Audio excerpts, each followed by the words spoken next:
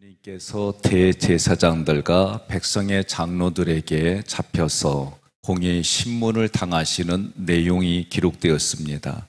1절부터 35절까지의 중심 단어는 유월절입니다. 구약은 오실 예수님을 기록했어요. 그래서 오실 예수님이 기록되어져 있는 많은 사건들이 있어요. 또 5대 제사 7대 절기를 통해서도 예수님의 모습이 기록되어져 있고, 마태복음부터 누가복음까지 사복음서에서는 오신 예수님이 하나님의 말씀대로 오셔서 하나님의 말씀의 뜻과 의도를 기록하셨어요. 그 예수님과 함께 있었던 제자들에 의해서 서신서, 편지로 신약에 기록이 되어졌어요. 그리고 요한계시록에서는 이제 다시 오실 예수님, 그래서 그 다시 오실 예수님이 어떤 분이냐, 이제 이렇게 성경이 기록된 것으로 보는 거예요. 그래서 유월절이라고 하는 것은 이스라엘 백성들이 애굽을 나올 때에 하나님이 죽음에서 벗어날 수 있도록 어린 양의 피를 문설주다 다 바른 거예요. 그러면 그 피가 발라져 있는 집들마다 죽음이 건너간 거예요. 그러면 그런 유월절을 통해서 예수님이 유월절의 어린 양으로 내가 그렇게 죽는다 말이에요. 그래서 예수님이 지금 의도적으로 유월절과 관련돼서 지금 말하고 계시는 거예요. 자, 2절 함께 봉독하겠습니다. 너희가 아는 바와 같이 이틀이 지나면 유월절이라. 인자가 십자가에 못 박히기 위하여 팔리리라 하시더라. 아멘. 예수님이 유월절과 관련시켜서 말씀하시는 거예요. 내 때가 가까이 왔으니 제자들에게 유월절을 준비시키는데 이것도 마찬가지예요. 자신의 죽음이 어디와 관련돼 있어요? 유월절에 관련돼 있어요. 그러니 구약으로부터 이런 제도, 관습을 가지고 있던 이스라엘 백성들에게 유월절은 결국은 예수님 때문에 생긴 거구나. 유월절은 예수님이 이렇게 예수님의 죽음을 유월절과 관련시켜서 말씀하는 거를 자꾸 가르쳐 주는 거예요. 그리고 유월절에 뭐를 해요? 성만찬을 하는 거예요. 후반부에 36절부터 75절까지에 무엇을 기록했냐면 예수 그리스도가 죽어서 내가 구원받는다 말이에요. 구원은 누구를 통해서 하느냐? 예수 그리스도의 죽음을 통해서 구원받는다 기록한 거예요. 그러면 47절에 가룟 유다가 배신하고 59절에는 대제사장과 온 공회가 음모를 꾸미고, 또 베드로가 칼을 빼들고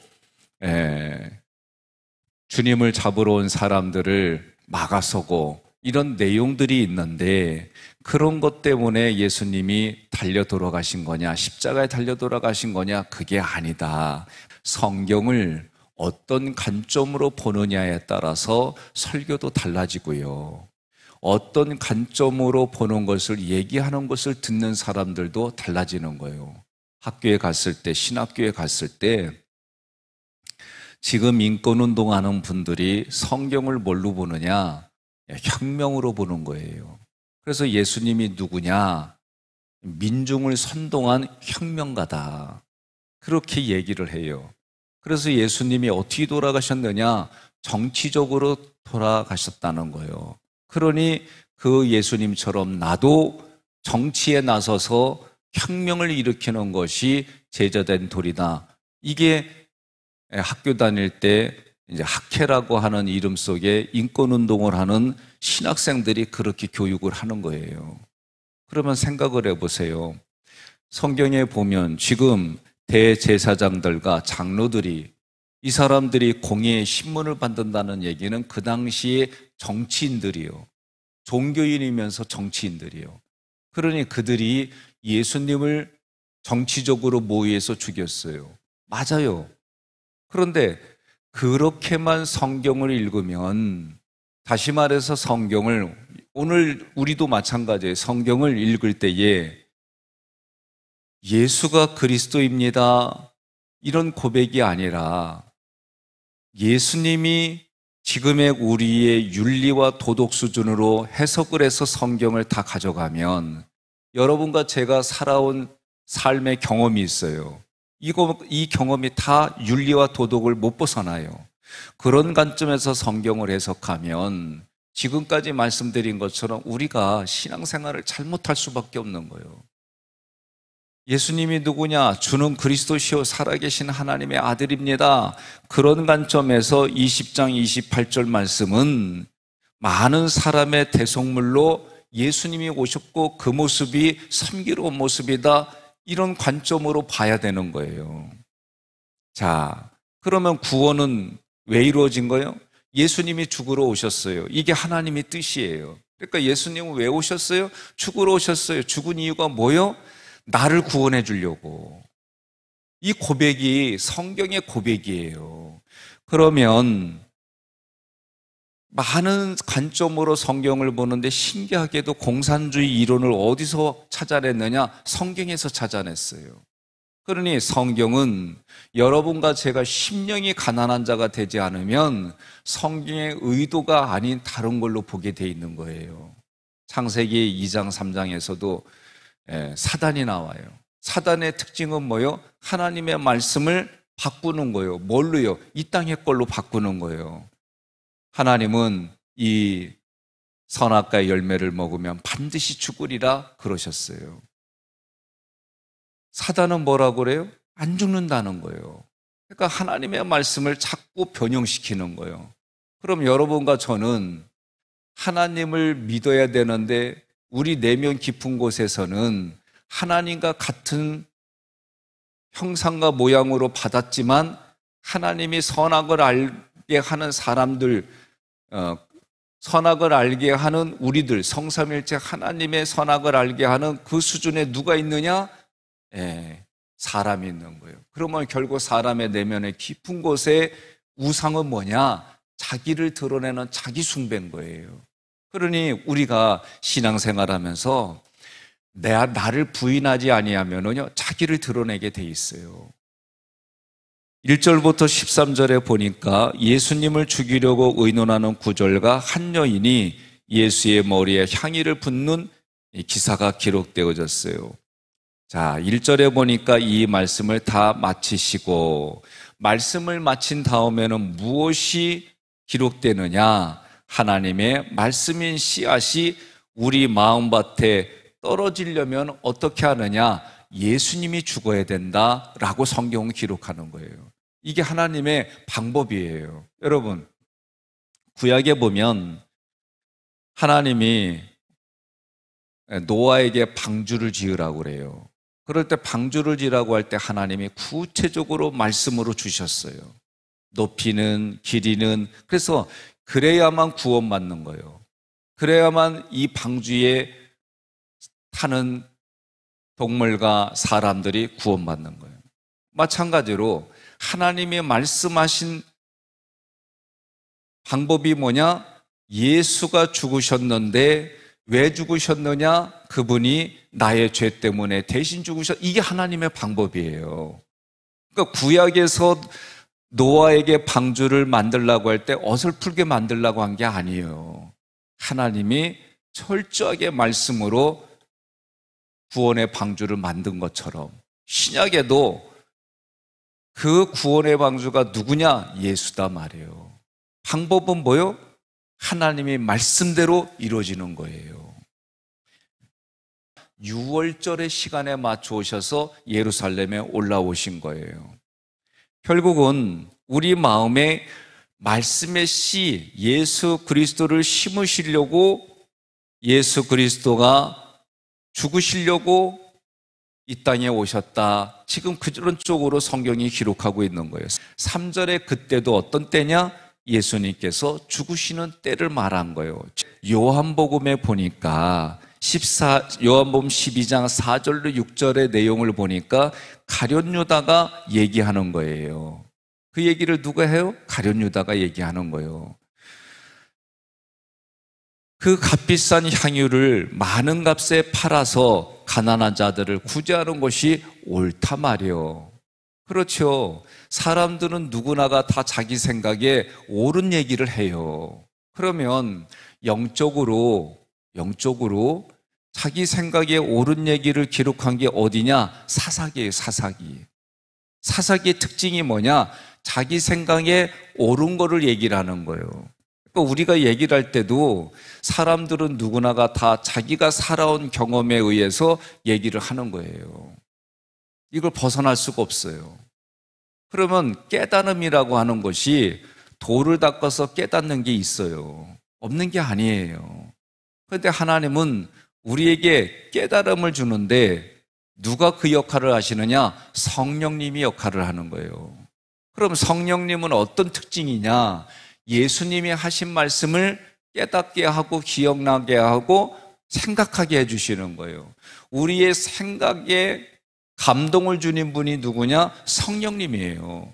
그 성령님이 감동을 주는 것 중에 하나가 뭐냐? 예수님을 나의 구주로 고백하게 하는 거예요. 마음으로 믿어서 고백하게 하는 거예요. 성령이 아니고서는 이 일을 할 수가 없다 그랬어요. 여러분, 이성적으로 머리 구조가 이성적, 특히 이성적으로 되어 있는 분들은요, 예수를 알지 못해요. 많은 의사들이 대부분이 보면은 성경의 이거를 믿지를 못해요. 왜? 이미 내 구조가 1 더하기 1은 2, 2 더하기 1은 4 이렇게 구조가 그렇게 돼 있어요. 공대에 계신 분들도 마찬가지예요.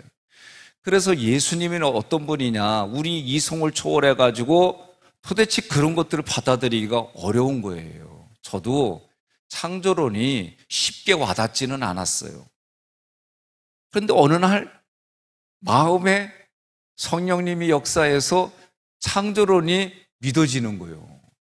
근데 우리 애들이요, 어려서부터 부모로부터 손을 잡고 교회에 오니까 아무런 의심 없이 이런 창조론이 가슴에 와닿는데 언제부터 부딪히느냐? 학교만 가면 부딪혀. 왜? 학교의 선생님들이 창조론 인정하는 분 많지 않아요. 뭘 얘기를 해요? 진화론을 얘기를 해요.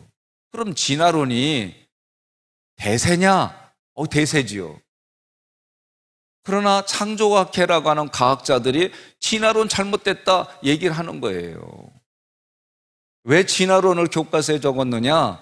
논리 싸움에서 져가지고 창조론이 아니라 진화론을 적은 것이 전 세계에 퍼지는 거예요. 지금 보세요. 어제 김 목사님이 말씀 속에서도 있었잖아요.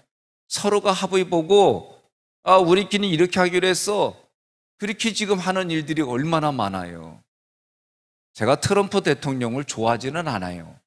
그런데 이 양반이 잘한 것 중에 하나가 법사위에 자기를 위해서 생각했는지 모르지만 우리 시각으로 보게 되면은 신앙의 관점으로 아주 보수하는 분들이 법관으로 있어요. 그러니까 그 사람들이 그나마 법을 지키고 성경을 근거로 이런 게 있어요. 저도 이거는 그런 자료를 읽기 전까지는 몰랐어요. 트럼프 보면 불편했어요. 아주 이상하게 행동하면서 성경 얘기를 하니까 도대체 덕이 안 돼. 그런데 정치적으로 법적으로 보면 그래도 미국의 근간을 흔들어 버리지 않게 하려고 신앙에 입각하면 아주 보수적인 사람들이 법의 중요한 요직을 차지하고 있는 거예요. 그러니까 정치적으로만 보게 되면은 트럼프라고 하는 인물을 아주 저는 그렇게 봐요. 그런데 영적으로 보게 되면 희망적인 일들을 해놓는 일들이 실제로 있어요. 자, 이 땅을 살아갈 때도 마찬가지예요. 지금 코로나 바이러스로 인해서 힘들어요. 이제 내일부터 2.5단계로 올라갔어요. 나 이제는 핸드폰 끊으려고. 왜? 연락 올 거 아니에요. 내일부터 이제는 모이지 말라고. 그러면 나 그거 못 들었다고 하려고 그러는 거든. 2.5단계로 올라가면 이제 20명이요. 이 공간에. 그러면 나는 어떻게 할 거냐? 이 공간에 20명. 사랑성전에 20명. 그렇게 하려고 그래요. 이것도 내 생각이에요. 정치 생각은 아니에요, 그게. 그러니까 지금 이런 부분들을 우리는 과학적으로 논리적으로 원인, 경과, 결과로 보면은요, 그러면 이렇게 되어지고 더 좋아져야죠. 안 그래요. 이것을 초월해서 실제로 존재하는 일들이 많아요. 그 중에 하나가 영적인 거예요. 저는 영적인 게 전부라고 봐요. 그래서 영적인 것으로 하나님이, 그런 이 전염병을 성경을 통해 보면 전염병을 주신 분도 하나님이요, 거듭하신 분도 하나님이니 하나님이 이걸 해결해 주세요. 우리가 할 수 있는 건 이 기도예요. 방역수칙 지켜야지요. 저도 방역수칙 지키지 않으면 저도 걸릴 수 있어요. 안 걸린다고 보장 없는 거예요. 다만 그런 가운데서도 하나님이 지켜주는 이유가 있고, 그런 가운데서도 병을 주시는 이유가 있다, 이 고백이 중요한 거예요. 어떤 현실과 상황에 있더라도 나는 예수님 믿습니다. 이게 하박국 선지자의 성경에 기록된 거예요. 예? 하나님이 이렇게 도와주셔서 감사합니다. 그러나 하박국 선지자가 이유가 뭐예요? 그리 아니하실지라도 하나님을 찬양하고 감사합니다. 여러분과 제가 그 고백이 돼야 되는 거예요. 그런 믿음으로 살아가는 거예요. 자,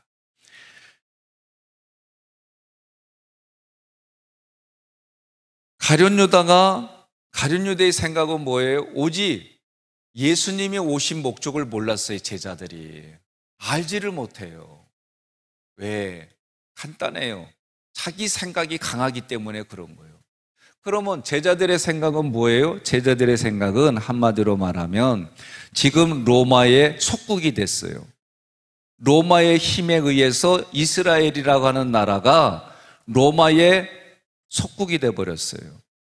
그러니 로마로부터 해방되는 것이 이 사람들에게는 소망이요. 이것을 해주실 분이 메시아예요. 그래서 메시아가 오면은 나라가 일단 독립한다. 그리고 다윗 때처럼 부강해진다. 이게 기본적으로 가지고 있는 메시아즘이에요. 그때 예수라고 하는 청년을 보니까 아니 막 기적을 일으키는 거예요. 사람도 살리고 배고프다 그러면은 먹거리도 주고, 아니 이거 다 해결해 줬는데 누가 필요해? 그러니 많은 사람들이 예수님을 그렇게 접근하는 거예요. 그러면 사람들이 뭐요? 내게 유익이 있구나. 예수님을 따라다니면 일단은 배고픈 게 해결되는구나.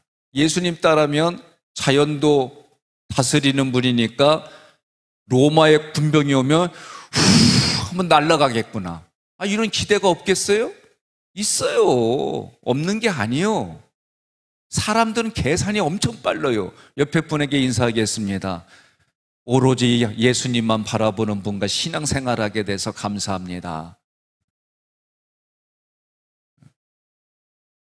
오늘 새벽에도 이렇게 인사하려고 그러면 속에서 다른 생각들이 막 올라오면은 그때마다 얘기하는 거예요. 뭐라고?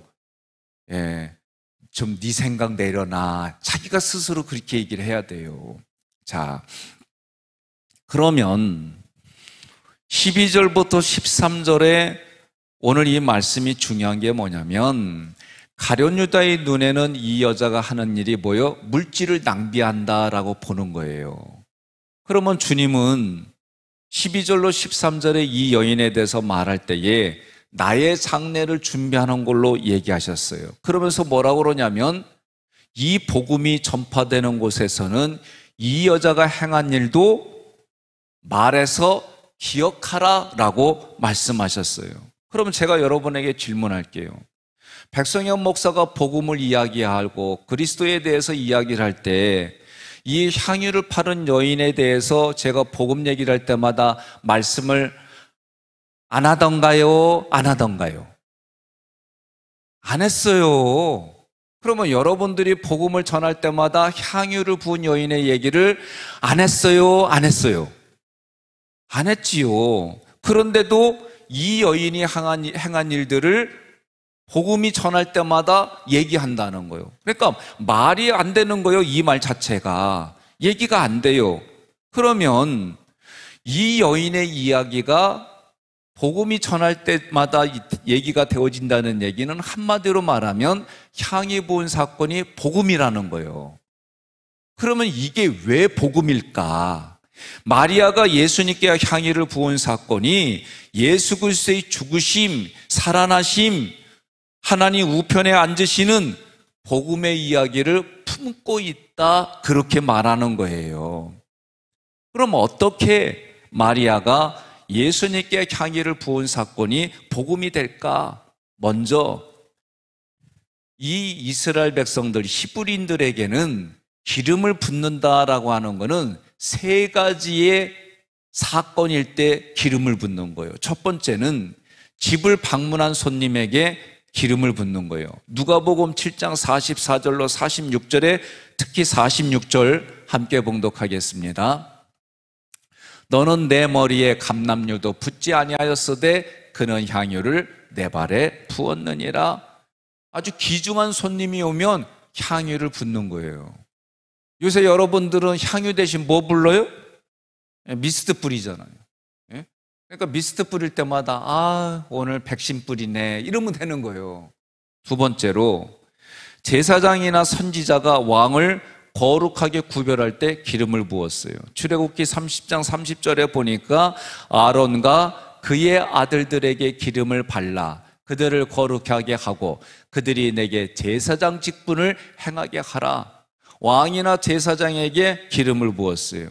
세 번째는 장례식 때에 그 시신에다가 향유를 부었어요. 요한복음 19장 40절 이에 예수의 시체를 가져다가 유대인의 장례 법대로 그 향품과 함께 세마포로 쌌더라.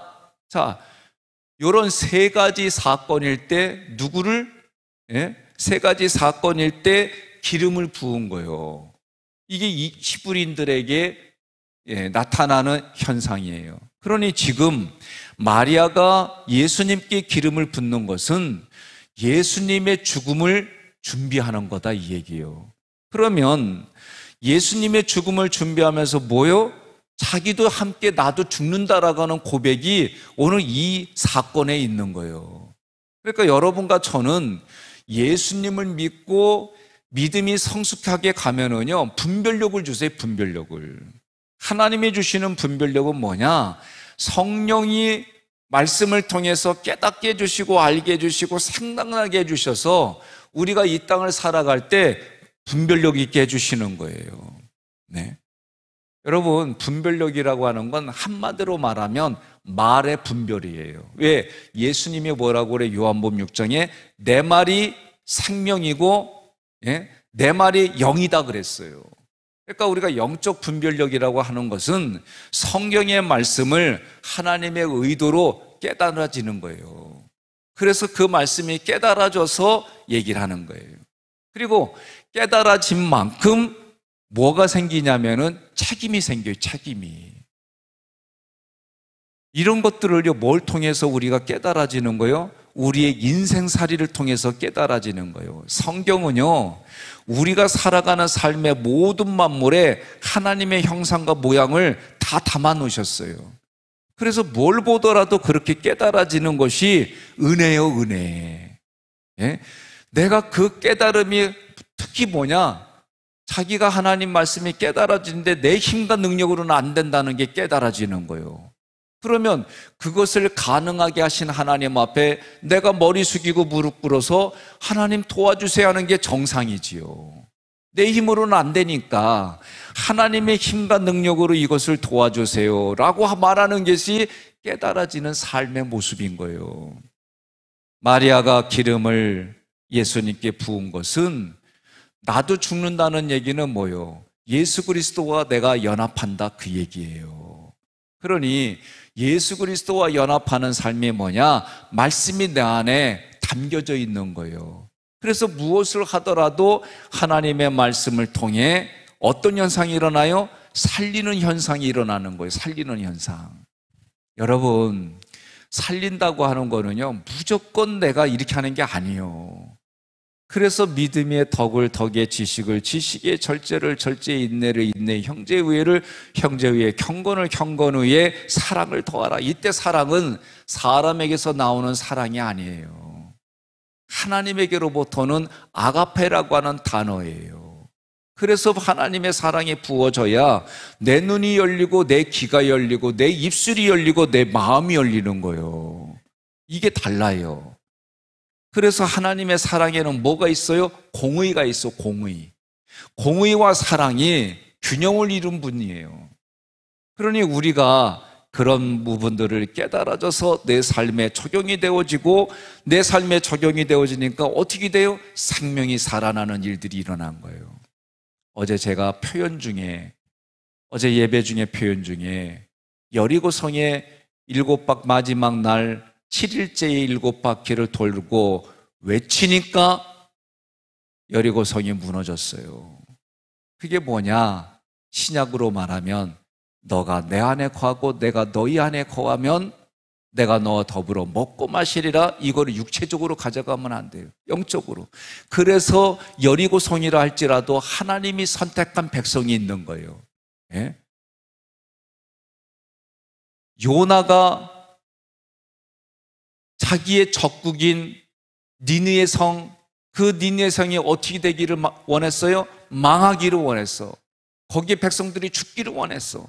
그런데도 하나님이 요나를 통해 그 백성을 살리는 거예요. 요나는요, 쉽게 말하면 거기를 하려면은요 며칠 걸리는 거리요. 그런데 그 거리를 어떻게 해요? 지나가면서 그냥 아주 고속으로 지나가는 거. 쉽게 말하면 고속으로 지나면서 예수를 믿으세요 이러면 여기도 아까워. 여기서 예하고 한 1km 가서 수 얘기하고 1km 이런 식으로 얘기를 하고 지나갔는데도 어떤 현상이 일어나요? 14만 이상의 백성들이 하나님께 회개하고 눈물 흘리는 일들이 있는 거예요. 그럼 누가 하신 거예요? 하나님이 하시는 거예요. 하나님이. 오늘 여러분과 저도 마찬가지예요. 제가 심장아 멈춰라 그러면 심장이 멈추게 해요? 안 멈추게 해요? 예? 어떤 분이 멈추게 해요 그래요. 그렇게 저를 신령하게 봐줘서 감사해요. 제가 얘기해 볼게요. 백성의 내 심장아 멈추어라. 계속 퉁탁거리네요. 안 되는 거예요. 그러니까 하나님이 우리의 수명을 하나님이 만드신 거예요. 그래서 여러분과 제가 다 달라요.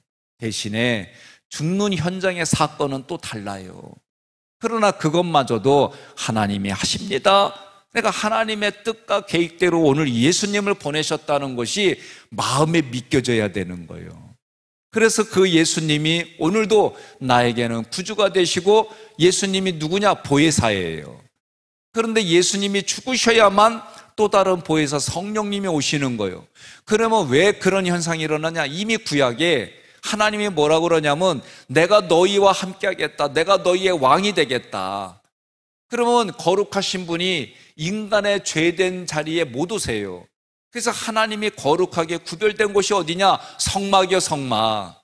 그 성막에, 거룩한 구별된 성막에 오셔서 거기서 나와 만나 주시겠다. 거기서 내가 너를 만나겠다. 그게 어디요? 지성소요, 지성소. 지성소인데 어디냐? 덮개 위를 뚜껑이라고 안 하고 그 뚜껑 위를 시은 자 속죄소라고 그러는 거예요. 거기서 하나님이 말씀하시는 거. 왜? 나를 만나 주시려고. 그런데 신약에서는 어떻게 해요? 하늘 보좌 버리시고 천하고 천한 우리 육체의 몸에 오신 거예요. 이것을 여러분이 성경을 통해, 성령을 통해 믿겨지고 깨달아져서, 그래서 여러분과 제가 가는 곳이 어디요? 가는 곳마다 천국을 만드는 거예요. 천국은요, 심령이 가난한 자는 복이 있나니 저희가 천국을 선물로 받는 거예요. 그러면 이 성경이 실제가 되려면 그 원리들을 가지고 가는 거예요. 오늘 하루 예수가 나의 구주십니다. 예수님이 누구요? 나에게는 살아계신 하나님의 아들이요 그리스도입니다. 메시아입니다. 이 고백으로 오늘 하루를 시작하시고, 그 하나님이 나를 불러주시는 그 앞에 가서도 그 예수님 때문에 우리는 천국을 여기서 연습하고 살아가다가 실제로 내가 천국처럼 느끼고 살아가다가 하나님이 품으로 가는 인생인 줄로 믿으시기를 바랍니다.